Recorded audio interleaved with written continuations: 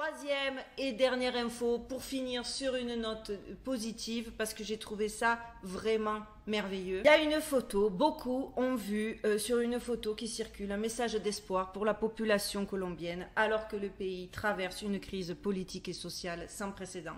Je ne sais pas si vous avez vu le message d'une lanceuse d'alerte colombienne, je vous le mettrai en barre de description. C'est terrible et encore une fois, no word dans la presse internationale. On ne sait pas, on n'en entend pas parler, c'est dingue. Toute la presse, c'est autour des picousodromes, des résultats de la picouse, voilà, on n'entend que, et là, le monde est à feu et à sang, entre le conflit israélo-palestinien, entre la Colombie, et pourtant, clairement, un entrefilet dans la presse. Il y a tellement mieux à traiter. Hein. Bah oui.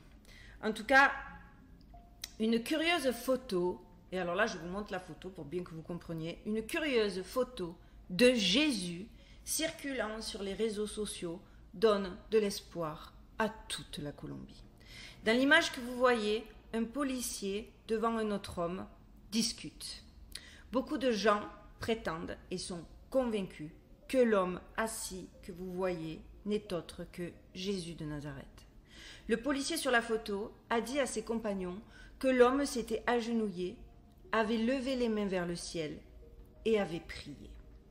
La photo a été prise à l'extérieur d'un poste de police entre les villes de Calvi et de Palmira. C'est une région qui a souffert ces dernières semaines énormément à cause des conflits sociaux que traverse la Colombie. Attention, hein, c'est pas rien, hein, c'est une répression militaire, hein, c'est terrible, j'ai vu des images qui font froid dans le dos. Je ne veux absolument pas que quiconque diminue la situation en Colombie et c'est vraiment significatif que cette histoire ait lieu là-bas. Les manifestations ont commencé contre un projet de réforme fiscale et ont évolué vers un conflit violent entre les forces de sécurité colombiennes et les manifestants. La photo de Jésus a été prise via un téléphone portable par un agent de police qui patrouillait, puisque je vous dis, c'était non loin du commissariat de police, et qu'en plus l'homme était en grande conversation avec son supérieur, et il a témoigné, un homme aux cheveux longs et recouvert d'une couverture comme vêtement a attiré mon attention, puisque de surcroît, mon supérieur parlait à cette personne, qui ressemblait, d'entrée de jeu je l'ai noté, à Jésus-Christ.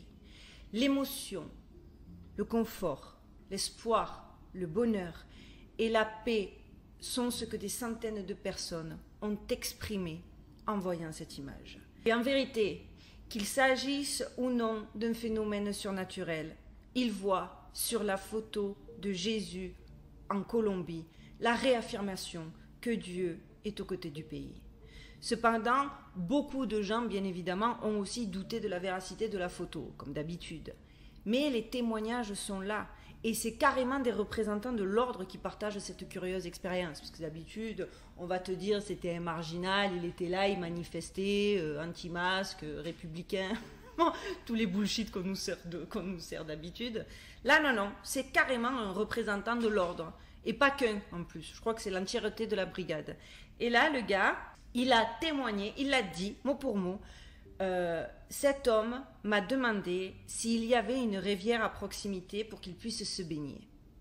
Cependant, en l'absence de rivière, je lui ai dit que derrière le poste de police, il y avait un tuyau d'arrosage avec lequel il pouvait éventuellement se doucher.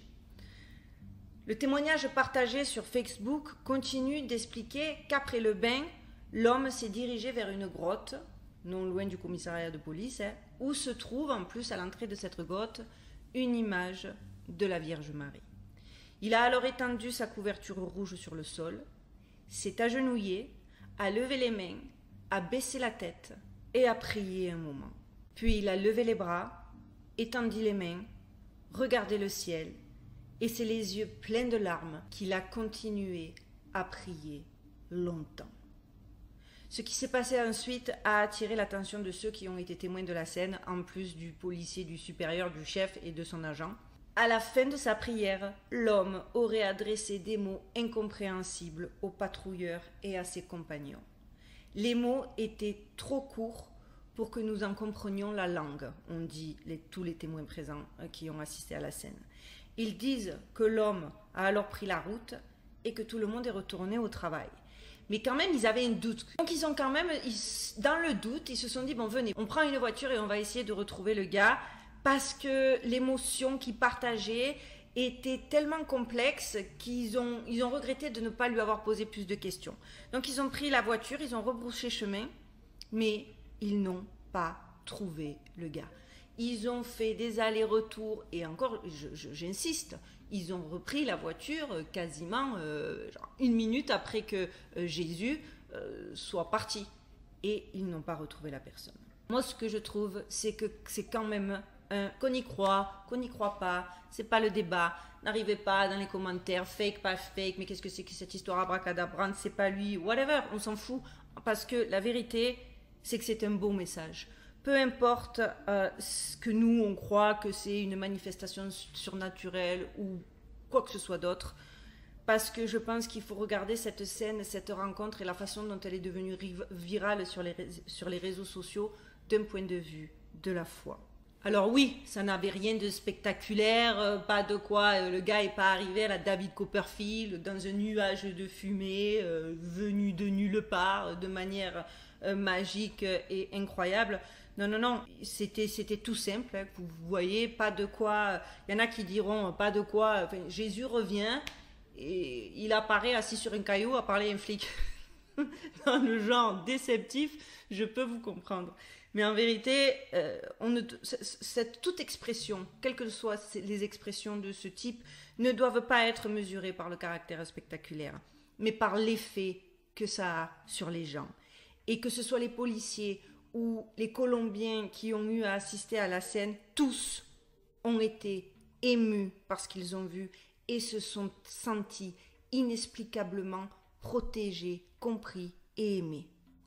Et ça, je trouve que ça en dit très long et que c'est des moments, c'est des choses et c'est des rencontres qu'il faut absolument valoriser. Surtout de nos jours, avec tout ce qu'on traverse et avec la division qui scinde l'être humain comme jamais, quoi. Et d'ailleurs, pour clôturer cette histoire qui, moi, j'ai trouvé charmante et qui me donne vraiment un regain d'espoir, le frère Carlos Alzate, recteur du sanctuaire de Nossa Senhora de Rosario de Chiquinquirá, lui a ajouté, lorsqu'il a eu vent de cette histoire, que ça tombait extrêmement bien parce que la Colombie a besoin de beaucoup de réconciliation et d'une foi qui va les rendre plus cohérents. C'est un pays chrétien, à majorité catholique, qui ne peut pas continuer à faire face à des niveaux aussi élevés de misère, d'insécurité et de corruption. Et que cette apparition n'est pas anodine. Et je trouve que c'est un très beau message. Voilà les amis, ma vidéo du jeudi, c'est fini.